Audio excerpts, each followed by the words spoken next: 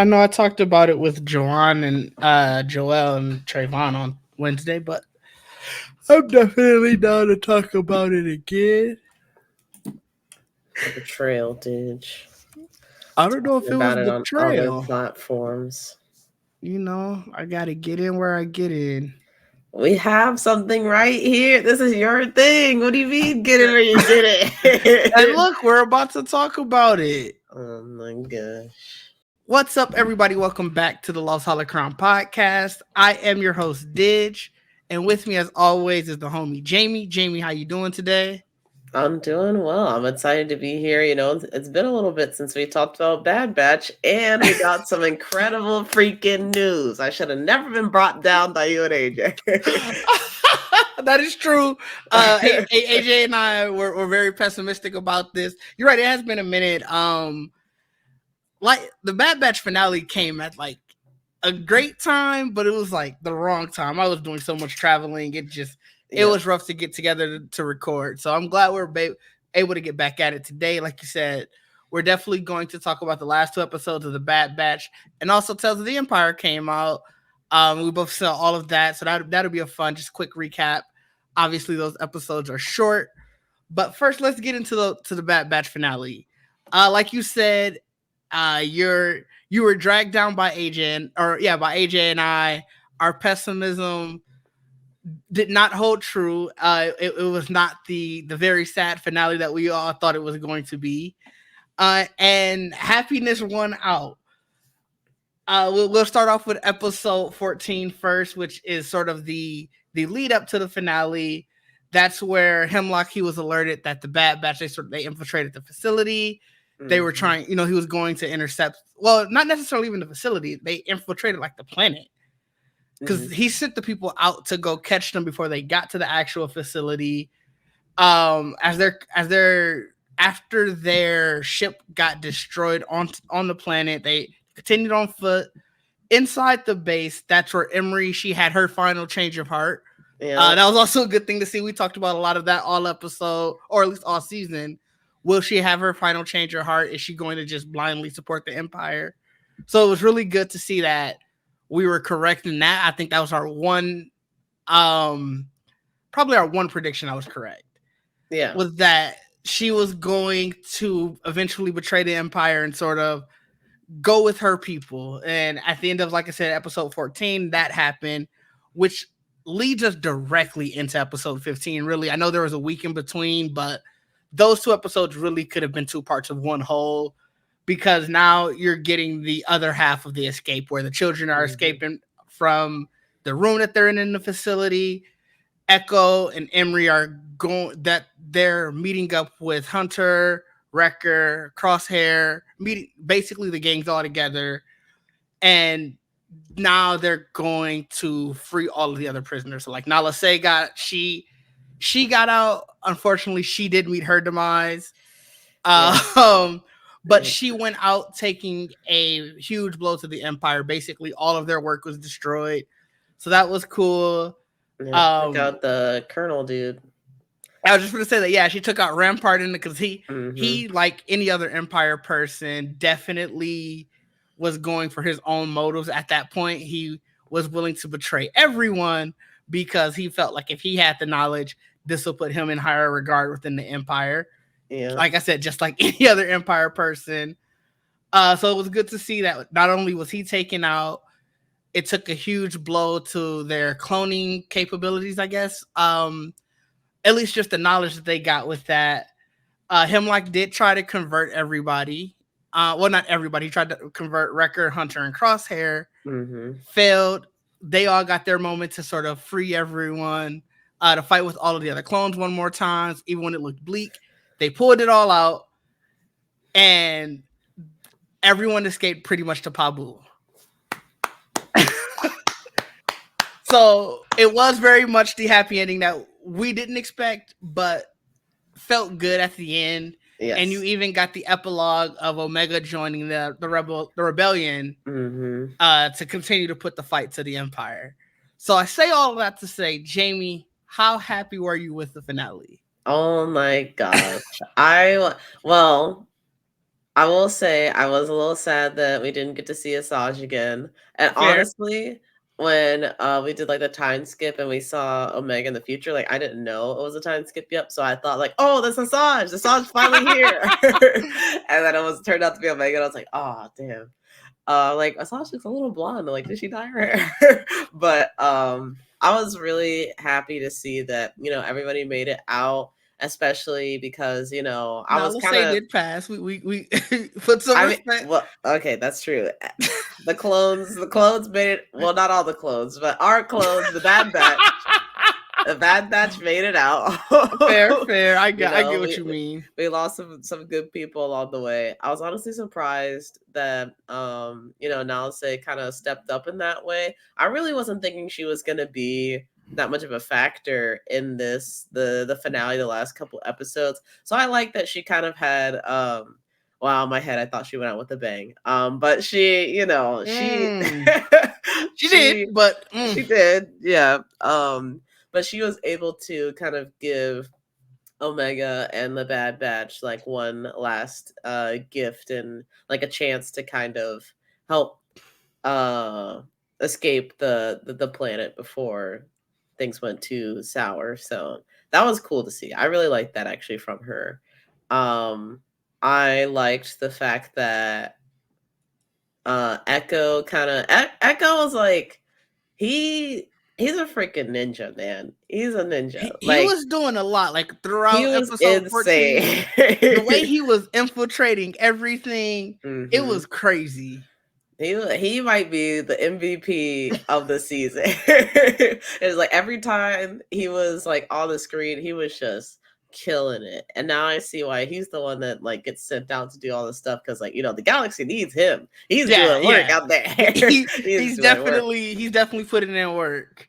Yeah, I do kind of wish that we got to see like Rex and like the cavalry kind of come in to support. But I'm also glad they could kind of handle the Bad Batch could handle things themselves, and kind of keep it in the family, I guess.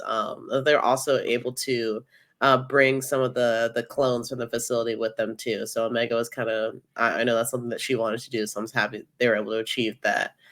Um yeah, no, I mean, the kids made it out too, and hopefully made it back to their parents as well, or at least like have a place that they can I think be. Pabu is just home now for everyone. Uh, that would be kind of sad, but at least they're not locked up in a facility, so worse things could happen. But I was happy to see that all of them made it out. I didn't think one of them was gonna die, but we were not too optimistic going into this finale. So like it could be anybody. I don't know. It could be anybody. So some of them kids were a liability. I'm not gonna lie, but they all made it, so that was good. Yeah, I mean, honestly, I didn't think every single one of them because that's just crazy. But I didn't think that it was going to be the hopeful ending that we got. Like it feels like every time they're putting something on this in between times, just because you know where it leads, they lead with like the foreboding message of like, well, this happened, but it's gonna get worse. Yeah, just kill And everybody. this felt very hopeful, where it's like, obviously we know in the end the rebellion won, but it felt like even with Omega going to join them, that it was like, oh well, here comes the tide turning, and it's like, well, no, we know from the original trilogy that there was a lot of strife in between that. So, um, overall, I was still satisfied with the ending. It was a good ending. I think after sitting back and sitting with it for a little bit, it probably was the ending that you needed. Too much doom and gloom is crazy when you look back at it. Yeah, But especially going into like the Tales of the Empire and other Star Wars projects, kind of ending that one on a sad note would have been like, dang, you know. it also would have been real life. I mean, we know It how we would know how rough have. things would have been. It would have, but it's like, they got Omega and no one wants to have No, their you're little right. Cinnabon, No one You wants are to see that. you are completely right. That actually brings up a question I wanted to ask you. How do you feel about the ending being so wide open? Obviously, they could have left with, okay, they all escaped to Pabu. there's sort of, life goes on after that. But we did get the epilogue scene where Omega she was talking to Wrecker, right? I don't know She why was I talking to wanted Hunter. Hunter. That's right. She was talking. I knew it wasn't Crosshair. That was the only thing I remember. She wasn't talking to Crosshair. But obviously we get that she's going to fight in the rebellion. So now, for all intents and purposes, she is a player in what went down, I guess, beyond this. And obviously because she's a new character, well, newer. I don't want to say new like brand new for the series, but like she's a newer character. She obviously wasn't around when you saw it before. So how do you like the ambiguous open ending for her? Do you think that she pops up anywhere else, which would mean we're getting another, I guess, Skywalker saga era something? But yeah, just tell me your thoughts. I don't know. She pops up anywhere else, and the only reason, like, I think this could be a pretty contained thing is even though I've been enjoying the Bad Batch, I don't know how many people outside of like really passionate Star Wars fans are watching this. I feel like more casual people, like if Omega showed up somewhere, they'd be like, "Oh, just another lady in the rebellion." Unfortunately, so I don't foresee her like appearing in any other projects, but I would love to see her do something else. I personally like with the ending. I was a little sad that we didn't get to see Omega like kind of explore her, I guess, connection to the Force. I would have loved to kind of have a little bit more development there, especially since not everybody can do that. So that's a weapon that she has over other people. So I would have loved to have like a little nod to that or something. Make my fanfic come true of Asajj training Omega and the ways of the Force. But outside of that, I kind of liked where everything kind of left off. Like, I think the Omega wanting to continue the fight and Hunter Wrecker and Crosshair and Echo kind of settling down since they have lived through a couple different wars and just a whole bunch of different crazy things that it makes sense for them to want to be like, you know what? The fight's over. Yeah, like, I did my time. I think it's time to leave the service. I think it also makes sense for Omega, just seeing how passionate she was with like trying to free those other clones and trying to do like the right thing for like everybody in the galaxy to continue that fight. I think that also makes a lot of sense. So overall, I really like the ending. Just would have liked some more, I guess, exploration of like Omega's possible Force connections and whatnot. But I thought that was good. Yeah, that's fair. I will say I agree with you on most of that. I am kind of glad that they didn't go the Force route. It was a cool thing to drop in to sort of show why she was important.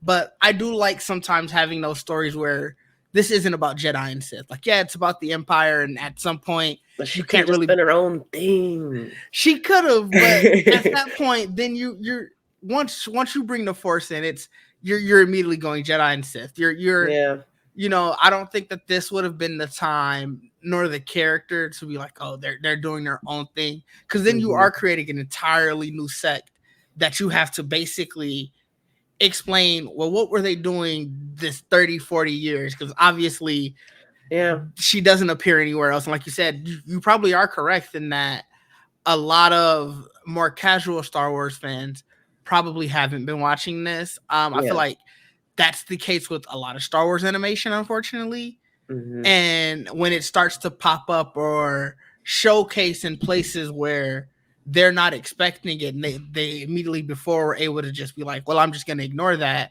That's when you start getting some of those like, well, who is this character? Why should I care? Oh, this sucks because of that. And it's like, well, no, we all hate the term, but you just didn't do the homework. You didn't, you didn't pay attention to this thing, and that's fine. It happens, but I think overall, like I said, I'm glad they didn't go that route. That's right. I am curious if they're going to utilize her anywhere else. And I think that's just sort of where I'm left off with, whether that's good or that's bad. It's just, I mean, I feel like Because you and AJ have talked about kind of wanting to move past this the Skywalker saga and move Mm-hmm. into like a new era for Star Wars, and that's just Omega couldn't really be a part of that, I guess, just based on her Yeah. age, unless Yeah. it's like a descendant, which I honestly thought, like, after I figured out, okay, that's not Asajj in the epilogue, and I'm like, maybe it's one of Omega's ascendants, and it's kind of bringing us to present day Star Wars, but then it turned out to actually be Omega. I'm like, maybe they can still do that with one of Omega's descendants, and I don't know how they would like make us know that, like, oh yeah, like this is the connection here, blah blah, like for people that might know. But that's something that they could do. I also just thought of something else about the finale that I was surprised about. I was low key thinking that we were gonna see the Emperor and that he was gonna visit the facility, because like this whole project was for the Emperor and like Mm-hmm. figuring out the M count stuff. So I was kind of surprised and not really sad, because I figured he probably wouldn't be like fighting or anything, but I don't know. It intrigued me, the decision not to put him in. I get what you mean. Just even if it was like a, I wouldn't say a post credit, but like something in between the Omega's, like her epilogue scene, and obviously the base getting destroyed. You got to figure word eventually got back to him. So Yeah. just something to sort of tie what happened in this series to the overall Star Wars story would Yeah. have been cool, because it very much, like, even with the little Easter eggs to sort of tie it back to the stuff, it does still kind of feel disconnected from everything else Star Wars. Yeah. I know Like they obviously mentioned characters the show up. Oh, yeah. sorry, go ahead. I was gonna say, I know they mentioned the Death Star. I think, Yeah, right? Yeah. So that's yeah, he like talked connections. about, yeah, like I think he talked about going back to a different like whatever the project, like a different project name. Yeah. So like I said, yeah, stuff like that, or like obviously characters show up, like with Fennec Shan showing up, obviously Assad showing up. You have those little things to sort of tie it to, like, well, this is a part of this entire universe. But I think I do agree that it would have been cool to have something more concrete to be like, well, this did mean something, Yeah. because for all intents and purposes, obviously it was never discussed prior, it was never discussed after. Hmm. um we have nothing to show that this entire journey meant anything in terms of like the grander scale, and I Yeah. think that was just a missed opportunity. But also, for someone who just may only want to care about stuff like this, I guess it works for them. Yeah. I'm not of that belief. Yeah. Yeah. Not everything has to be connected, because I like, to your point, not having everything like all kind of like woven together, it does make like multiple entry points for people that maybe don't know a lot about Star Wars, or they're just getting into Hmm. Star Wars. But it's also looking at it from like a fan's perspective, someone who has been like watching all of these things, to make something that's disconnected. It's like, well, like, how does this play into like everything else that we've seen? And for right now, it doesn't. Yeah, you are fully left with, well, did I need to watch this? I would say yes, because I think it was just great TV. Like it was, I had a lot of fun watching it and talking about it every week. But for the people like let's say like a Trayvon, who everything, he loves having stuff that are part of an interconnected universe. I could fully see him being like, do I really care about this? Should I really care about this? And Hmm. I think it's a disservice. Yeah. So Mm. I think that might be most of the stuff from the finale. I mean, obviously we are missing 1/3, so I can't wait till we can get AJ back and talk about his feelings on the finale. But you said you also saw Tales of the Empire, right? I I did, want to, yes. yeah, I want to get into that. That is the latest in the Star Wars releases this month. Yeah. Um, the Tales series in general are some of my favorite new, I think, creations. Mm. Just because it gives you insight into characters in sort of like a bite-sized way. But Hmm. I will say, if they do a third one of these, I don't know if it's going to be like Tales of the Sith or whatever. You got to bump those episode times up to 30 minutes. Mm. You gotta bump them up. Like I want to get out there before we talk about anything and say, look, I'm begging you, bump them to 30-minute episodes. You could keep it the short. You could keep it short season, the six episodes. Tell the two like mini arcs in between it. But I want to say it was like the second Morgan Elsbeth episode. It was like 12 minutes, and I remember just really settling in, being like, all right, Mm. we're doing this, and then you just get the executive producer Dave Filoni, and I'm like, why, man? It's interesting you say that. I didn't mind it. I feel like Mm. they did what they wanted to do. They set up things like quickly, but not in a way where it's like, oh my god, like so much is happening. But it's just like, they just kept a constant pace, and they told like these really nicely put together like mini stories. And I appreciate that as someone that like can feel overwhelmed by like so much media being out there, and like, oh my god, episodes like an hour, blah blah blah. So so to sit down and have like a 15-minute episode, 12-minute episode, something like that, where we I think they also did a good job of setting us up for like, this is this character, this is where they were like in this like particular story and in their life, and then kind of like Mm-hmm. letting us go from there. I think if they picked like if they wanted us to get a different perspective on a certain event from like an unknown character or a character that we're not super familiar with, then I could see them bumping it up to like 30 minutes or something. That's like we've seen Morgan Elsbeth in a lot of like the recent Star Wars projects and kind of understand her MO a little bit, but getting that backstory I think was really nice. And I don't think they had to like dive, I guess, too deep into like how she becomes who she became, because we kind of understand that.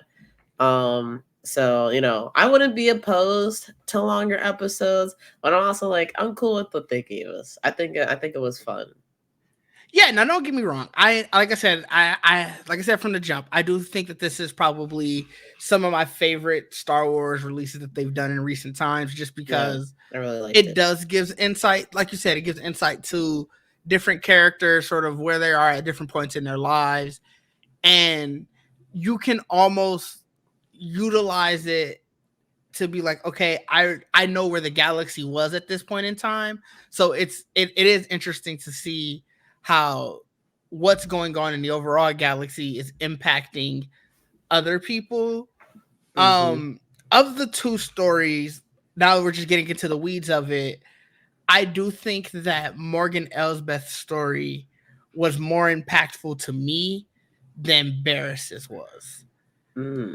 Okay. So before I go too deep into it, I'm curious. How do you take, like, which story did you prefer, or did you just like them equally? I think I actually liked Barris's story a little bit more Hmm. because, and I've talked about that. I talked about this somewhat recently. I forget what Barris was in that made me talk about this. But whenever I see her, I just think of that Worms episode in Clone Wars, and I can't remember anything past that Okay. episode for her. Like when people talk about like her betrayal and all this stuff, I'm like, oh yeah, that did happen. The Worms girl, I got it. I got her. Okay.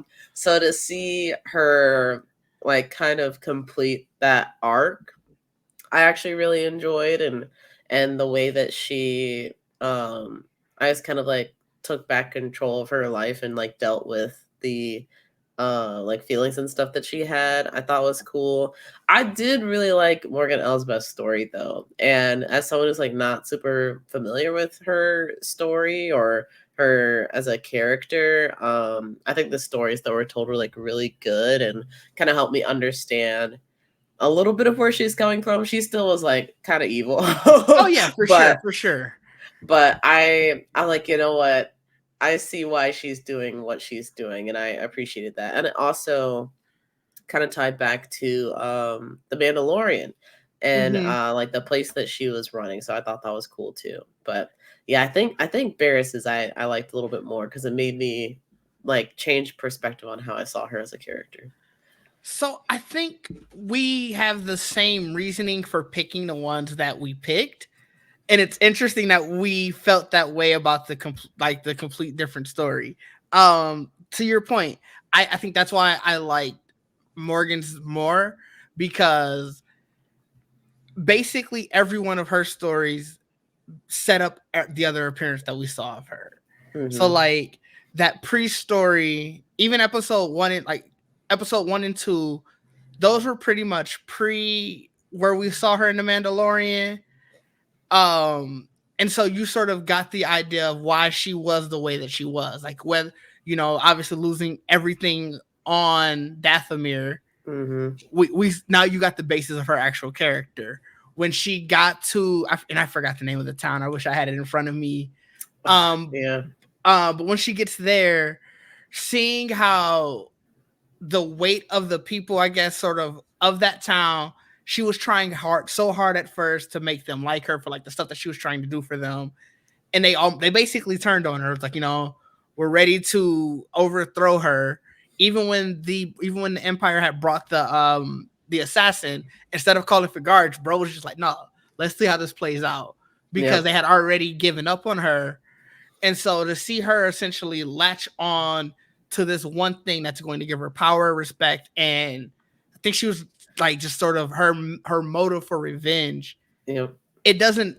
I don't empathize with her character because it's like, no, that's still some evil shit to do. Yeah. But it's like, I get where you're coming from. Yep. And like even with the last episode, it was still just sort of showing just the evolution of her character, even to like how we got to see where she is in Ahsoka. So I think that's why I like those ones where, for all intents and purposes, Barris's story had ended in Clone Wars. So because you don't have something, at least for me, to attach it to, like we don't know what happened to her. Like, obviously, this is telling us what happened to her after the fact. It just felt like jumping around in time. It didn't feel like it was piecing together a larger story. It just felt like it was giving us moments. And I won't say I disliked it, because the one thing that I left with was, damn, I wish you would have expanded on this. Damn, I wish I would have got more of this. And like I was saying when I was talking with Joanne and Joelle about it, I can never fault something for just wanting to give me more, because clearly that means I liked it.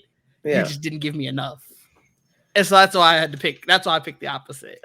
I think I felt that way about Morgan Elsbeth's story. Where I wanted to keep, like, I wanted to know more about, like, her, I guess, like, how she built up her reputation with the Empire, because clearly, like, she connected with Thrawn, and Thrawn was, she told Thrawn the truth about, like, like, the Empire did some evil shit, and I just want revenge. I want to get powerful enough to the point where I can get revenge. She's like, I can respect that, Empire isn't perfect, clearly. Whereas, like, Barris's story, funny that you mentioned, like, a jump through time, because I do agree that like the last time that I saw her, or at least that can vaguely remember what was going on with her up until this point now in the Tales of the Empire, like, I was kind of okay with the jump because I didn't even really remember where things ended. Fair, so it was almost like I was picking up where things kind of last left off. So it was interesting to see kind of how I think when she was imprisoned, was it after? It was after, what was directly before that event? Because I want to say it was like when Anakin went to go like kill all the younglings. So no, that happened. That happened after. So she's in prison right when Ahsoka leaves the Jedi Order. Those two acts are concurrent. Like, okay, because remember, she was the one who actually did it. They blamed Ahsoka. Everything with the trial happened. Ahsoka actually, at her trial, that's when it was brought out that Barriss was the one who actually did it. So those, like I said, those two acts are basically happening simultaneously. One led to the other, I should say. And then you kind of don't see her again. I want to be honest. I didn't. It's not like oh man, where was she at or anything. I just kind of was like, all right, well, that's that. So I don't mind seeing more of her story. It was interesting to see her, become an Inquisitor. sort of realize like this is too much for me, this is not what I'm about, and then still have that redemption arc. Like all of those are interesting things, don't get me wrong. I just, because of the nature of these 12-minute episodes, 12 to 15 minutes, it was just like I feel like I'm watching scenes and not necessarily a through for story. Like it just felt like we were just seeing scenes put together. And I'm not gonna lie, this was when I was really like, season 3 got to give me longer episodes, because I feel like a 30-minute episode won't leave me feeling like that. That's fair. Yeah, I could see that. I did think, like, I don't know. I guess I was just like enjoying it as like little bite-sized like events that happen. Because I'm also, and y'all know this, like I don't know the timeline for Star Wars, so things be happening, and I know the general gist of like, okay, Anakin, he was pod racing, Right. he became Darth Vader, he Okay. dies. Like I have that general timeline going that it's not super strict, I guess.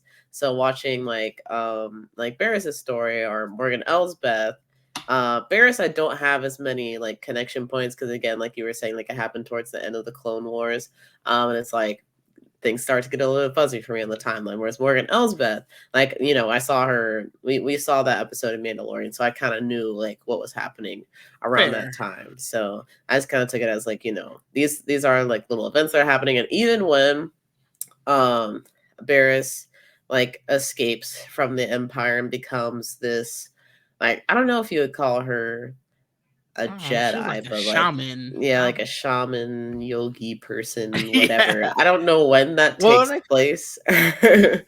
That's a good question, because clearly the Inquisitors are still around, so one would assume that the Empire hasn't fallen.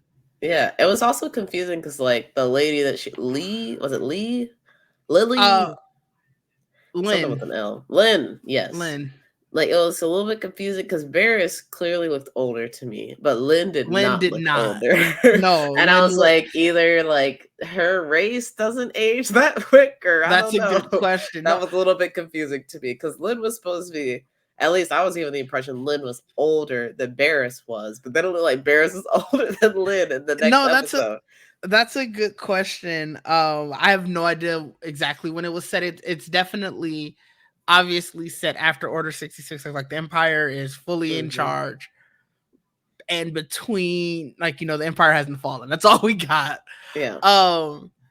But no, like I said, I don't want to take away and be like, oh yeah, these episodes just weren't as good or anything, because I thought all 6 episodes were phenomenal. Yeah.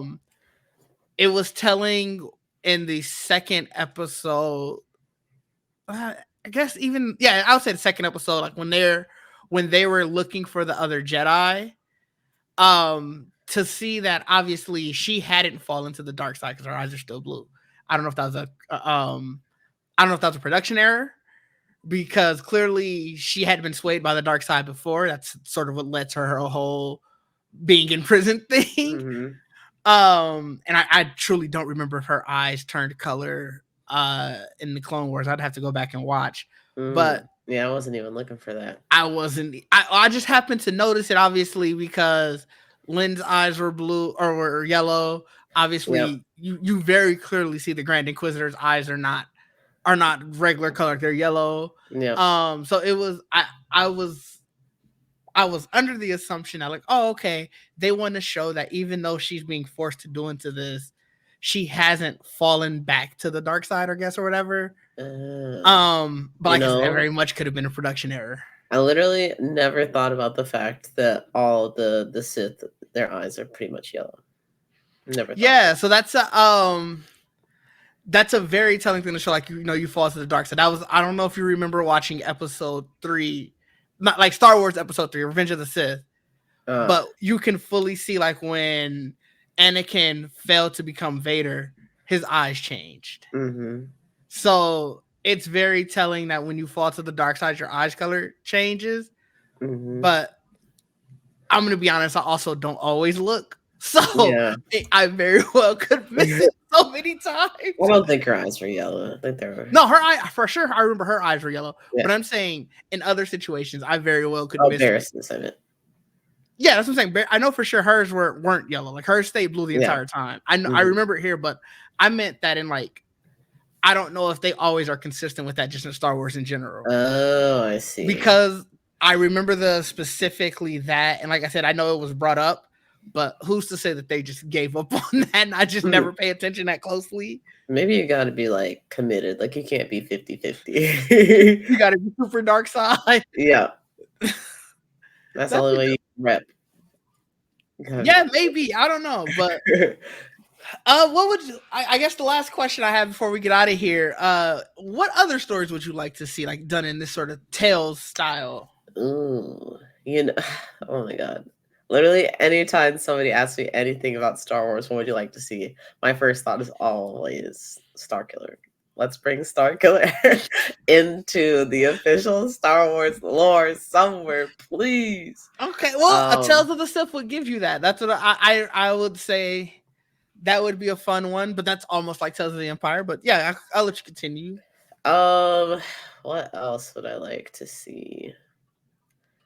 I feel like before watching Obi-Wan, the show, I would have been like, yeah, what's Obi-Wan up to? But now that I've seen the show, I'm like, you don't want to see no more Obi-Wan? Like, at least not the way that we got it. not particularly that way. I don't know. I don't know. Maybe what Finn is up to, but that's kind of like more present day Star Wars. I honestly, I don't know if there's any room for Finn to become a Jedi or still have that arc. But if they wanted to do it in like a Tales of the Republic or something, that would still kind of suck. But at least we would get it, you know? Mm-hmm. I get you. I don't know. I'm just throwing something random out there. I don't have any particular stories I want to see, other than Starkiller, of course. Yeah, I get you. I think the main thing I just want to see Tales of the Sith, and I would hope that it would be outside of the Skywalker saga. So like I feel like that's when you open it up to being like we can tell stories of the Sith of old, of the really old, and of the beginning, and you just sort of fill out the universe that way. Actually, you know what? Go ahead. Yoda and Mace Windu. I want to know more about them. That would be interesting. Especially Yoda.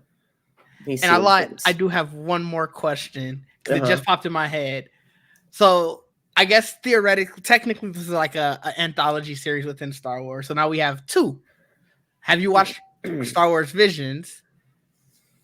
And which do you like better, Visions or Tales? Oh, definitely Visions. Definitely Visions. Even though I still really like... Oh, well, okay. I would say definitely Visions, but it's kind of for a different reason. I think that Tales of does a better job of like building out the world and the characters that we already know, but as like a super like, I guess, visual person that enjoys like different like mediums of art and like kind of exploring that, Visions makes me more excited, or like I look forward to seeing that more because there's so many different like creatives coming together to tell a Star Wars story. They're not always that great, at least writing wise, but I feel like the efforts that they put into like the visuals and expressing different elements of the story is something that we typically don't get in Star Wars. So that's what I like about Visions. If it was just like, what do you like more story wise, it's definitely Tales of, but just in general, I would probably go Visions just because of the ways that they approach like different storytelling and how like the look of Star Wars. Yeah, I mean, I'm gonna 100% agree with you. I almost felt like it was an unfair question to ask because for as much as I do like the Tales series, Visions, it's something that's just completely different. I love the fact that they continuously go to so many different animation studios. So like you said, you get such a different visual look every time. Because it's not tied to the overall universe in a sense of it's its stories in the universe, but it doesn't have to be like, oh, this is how the Empire did this or whatever. It's like the universe is vast. I'm sure there are parts of the universe that are just completely untouched. And that's what this gave me the feeling of, where I'm sure there are Jedi and Sith in this way other part of the universe who have no idea things are going on with the Empire because they live so many light years away. And it's just it's great. They can have so much more fun. The sandbox seems so much larger. I say all that to say I need a volume 3 now. So Lucasfilm, I hope you are working on that. Yeah, I was about to say, did they not say that another one is coming? I haven't heard anything. Y'all gotta get on that. To be fair, well, actually, Volume 2 came out May the 4th last year. So yeah, I was about to say, I think it came out May the 4th. I was gonna say, I know it was last year.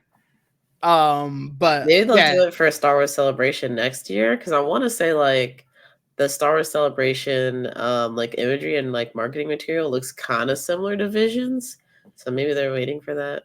It could be. It does say that Visions Volume 3 is in the works. Okay, good. Obviously, I think both seasons had 9 episodes. I know for sure the first season did. I thought the second season had 9. So essentially, you got to find 9 different animation studios again. They're like, hey, do you have time? Do you want to do another story? But yeah, I think, like I said, I think that was almost an unfair question, but I'm curious for the people in the comments, which would they choose? Yeah. Do they like Visions? Do they like Tales? And I'm just let us know why. And then also, what would you like the next Tales series to sort of be about? Are you looking for like a Tales of the Republic, Tales of the Sith? Do you want Tales of whatever? I don't know, Tales of Dathomir, something. Tales of the Mandalorian. I feel like the Mandalorian show might be kind of going that route, but but yeah, just let us know. I think our next time that we'll just get together Star Wars stuff is when the Acolyte comes out. And that's what? I don't remember. June. That's what I thought. Something. I know it's June. I just don't remember the date. Yeah. June's gonna be a hectic month. There's just so much that's coming out. Yeah. But until then, you can definitely check out all of our past episodes. We went through the entire season now. There are also episodes on Ahsoka. Those might have been the 2 major series that we review, but then there's also just other topics. AJ and I might join into some other Star Wars topics. Obviously, Outlaws is coming out soon.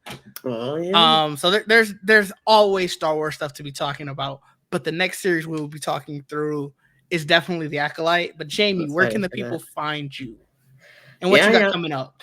Y'all can find me at Swiper_Prime on YouTube and Twitch. I've been streaming Final Fantasy VII. My goal is to not be playing it for the entire year. I also want to. Yeah, I also want to play a couple other games this year. And as much as I'm enjoying Final Fantasy, I'm like, sometimes too much of a good thing can be a bad thing. So I'm trying to get through that.